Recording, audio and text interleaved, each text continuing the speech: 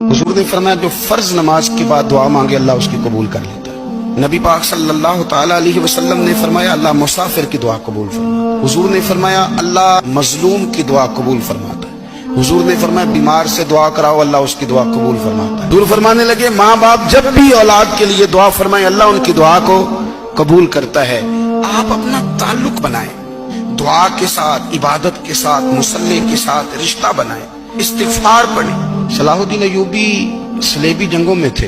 रात को मस्जिद अक्सा में नमाज पढ़ी तो परेशान थे। एक बुजुर्ग से मुलाकात हुई तो वो कहने लगे कि आप बड़े परेशान हैं। कहने लगे हुजूर परेशान इसलिए हूँ कि पहले ही मुसलमान कमजोर है। अब मैंने सुना है दुश्मन का एक बहरी बेड़ा वो जंगी सामान से भरा हुआ आ रहा है, तो अब उनके पास और तलवारें और नेज़े आ जाएंगे। मुसलमानों के पास पहले ही वसाइल की कमी है, परेशान हो, किस तरह करके मुकाबला करेंगे। ये बात कहते ही सलाहुद्दीन अय्यूबी ने बुजुर्गों से कहा हुजूर आप भी दुआ करना, दुआ की बड़ी ताकत है। मेरे नबी पाक ने फरमाया दुआ मोमिन का हथियार है। हुजूर ने फरमाया तकदीर को सिवाय दुआ के कोई चीज नहीं बदल सकती। ये काफिर के पास कोई नहीं।